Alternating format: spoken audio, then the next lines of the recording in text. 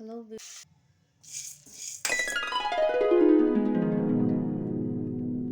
Hi everyone, ಎಲ್ಲರೂ ಹೇಗಿದ್ದೀರಾ? ಚೆನ್ನಾಗಿದ್ದೀರಾ ಅಂತ ಭಾವಿಸ್ತೇನೆ.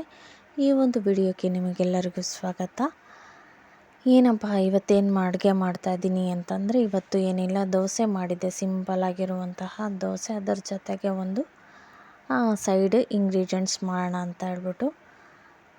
ಇಷ್ಟು ದಿನ ಬರೀ ಟ್ರಾವೆಲ್ ಆಯಿತು. ತುಂಬ ಜನ ಸಪೋರ್ಟ್ ಮಾಡಿದ್ದಾರೆ ಟ್ರಾವೆಲ್ ವೀಡಿಯೋಸ್ಗೆ, ಹಾಗೆ ತುಂಬ ಅಪ್ರಿಸಿಯೇಷನ್ನು ಬಂತು. ಆದರೆ ಡೈಲಿ ವ್ಲಾಗ್ಸಿಗೆ ಹೋಮ್ ಸ್ಕೂಲಿಂಗ್ ವ್ಲಾಗು ಕೂಡ ಆ್ಯಡ್ ಮಾಡಿ ಅಂತ ನಂಗೆ ಹೋದಲ್ಲೆಲ್ಲ ಕೇಳ್ತಾಯಿದ್ರು. ನನಗೆ ಮುಂಚೆ ಹೋದ ವರ್ಷ ಆದರೆ 1 ವರ್ಷ ಗ್ಯಾಪ್ ಆಗಿದೆ. ನಾನು ನೋಡ್ತಾ ಬಂದೆ, ಹೋಮ್ ಸ್ಕೂಲಿಂಗ್ ವ್ಲಾಗ್ ಹಾಕ್ತಾನೇ ಇರಲಿಲ್ಲ. ತುಂಬ ಕಡೆಗೆ ಹೋದಾಗೆಲ್ಲ ಅದನ್ನೇ ಅಂತಿದ್ರು, ನಿಮ್ಮ ಮುಂಚೆ ಹೋಮ್ ಸ್ಕೂಲಿಂಗ್ ವಿಡಿಯೋ ತುಂಬ ಚೆನ್ನಾಗಿ ಬರ್ತಾಯಿತ್ತು, ಈಗ ಹಾಕೋದೇ ಇಲ್ಲ, ಹಾಗೆ ಹೇಗೆ ಅಂತಾಯಿದ್ರು. ಹಾಗಾಗಿ ಇನ್ಮೇಲೆ ಆದಷ್ಟು ಪ್ರಯತ್ನ ಪಡ್ತೀನಿ ಹೋಮ್ ಸ್ಕೂಲಿಂಗ್ ವಿಡಿಯೋ ಕೂಡ ಹಾಕಲಿಕ್ಕೆ. ಆಗಿಲ್ಲ ಅಂತಂದರೆ ನಾನು ಡೈಲಿ ವ್ಲಾಗ್ಸ್ ಜೊತೆಗೆ ಹಾಕೋಕ್ಕಾದರೂ ಟ್ರೈ ಮಾಡ್ತೀನಿ. ನೋಡೋಣ ಎಷ್ಟು ದಿನ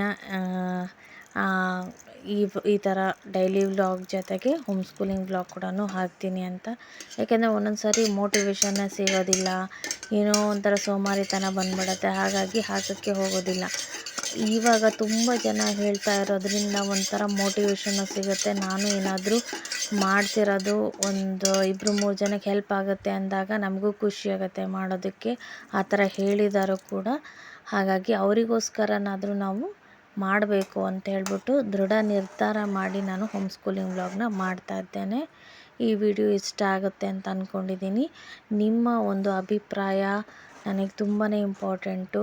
ಹಾಗಾಗಿ ಪ್ಲೀಸ್ ಏನಾದರೂ ಇತ್ತಂದರೂ ಕಮೆಂಟ್ ಮಾಡಿ ತಿಳಿಸಿ. ನನಗೂ ಕೂಡ ಒಂದು ಗೈಡ್ಲೈನ್ಸ್ ಅಂತ ಹೇಳ್ಬಿಟ್ಟು ತೊಗೊಳ್ತೀನಿ. ನೆಗೆಟಿವ್ ಇದ್ರೂ ಪಾಸಿಟಿವ್ ಇದ್ರೂ ಏನಿದ್ರೂ ಆದಷ್ಟು ಶೇರ್ ಮಾಡಿ ಅಂತ ಹೇಳ್ತೀನಿ. ಹಾಗೆ ಮುಂದೆ ಹೋಮ್ ಸ್ಕೂಲಿಂಗ್ ವಿಡಿಯೋ ಕೂಡ ನೋಡಿ ಅಂತ ಹೇಳ್ತಾ.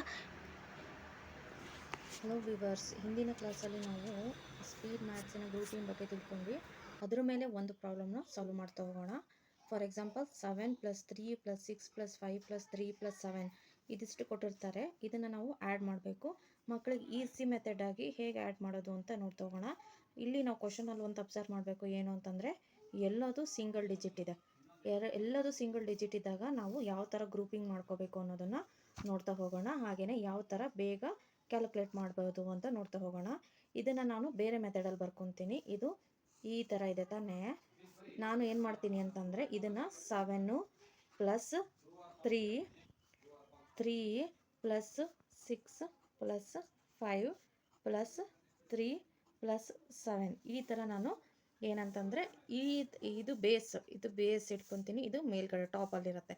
ಇದು ಟಾಪು ಮತ್ತು ಇದು ಬೇಸು. ಈ ಥರ ನಾನು ಬರ್ಕೊತ ಹೋಗ್ತೀನಿ. ಈ ಥರ ಆಗುತ್ತೆ ಆಯಿತಾ. ಈ ಟೈಮ್ನ ನಾನು ಬರ್ಕೊಂಡಾಗ ನಾವು ಇವಾಗ ಗ್ರೂಪ್ ಮಾಡಬೇಕು.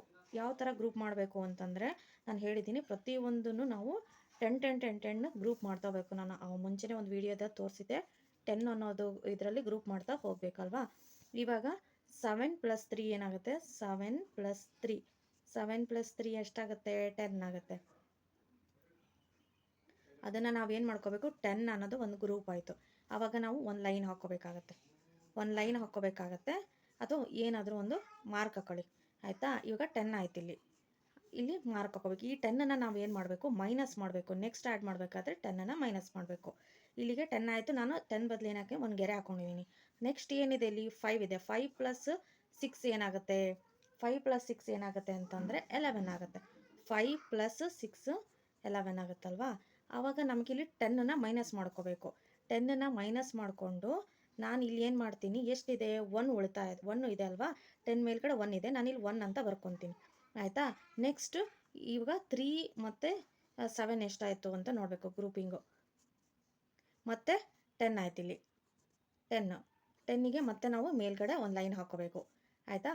ಇವಾಗ 10 + 1 ಇಲ್ಲಿ 1 ಇದೆ. ನಾವೇನು ಮಾಡ್ಕೋಬೇಕು? ಇಲ್ಲಿ 1ಅನ್ನು ನಾವು ಇಲ್ಲಿ 1 ಉಳಿತಾಯ ಇದೆ. ಇನ್ನೆಲ್ಲದು 10 ಗ್ರೂಪ್ ಇದೆ. 1 ಮಾತ್ರ ಎಕ್ಸ್ಟ್ರಾ ಇದೆ. ಸೊ ಹಾಗಾಗಿ ನಾನು ಇಲ್ಲಿ ಏನು ಮಾಡ್ತೀನಿ? 1ಅನ್ನು ರೈಟ್ ಸೈಡಿಗೆ ಹಾಕ್ಕೊತೀನಿ. ಎಷ್ಟು 10 ಇದೆ? ಎಷ್ಟು ಲೈನ್ಸ್ ಇದೆ? 1 2 3 ಲೈನ್ಸ್ ಇದೆ. ಹಾಗಾಗಿ ನಾನಿಲ್ಲಿ 3 ಅಂತ ಬರಿತೀನಿ. ಅಂದರೆ ಟೋಟಲ್ ಎಷ್ಟಿದೆ? 31 ಇದೆ ಅಂತ ನಾವು ಈಸಿಯಾಗಿ ಕ್ಯಾಲ್ಕುಲೇಟ್ ಮಾಡ್ಬೋದು. ಅಂದರೆ 10 ಗ್ರೂಪ್ ಮಾಡಿಕೊಂಡು ಉಳಿದಿದ್ದೆಲ್ಲ ಮೈನಸ್ ಮಾಡಿಕೊಂಡು ಮೈನಸ್ ಇರೋದನ್ನು ಆ್ಯಡ್ ಮಾಡ್ತಾ ಹೋಗಬೇಕು.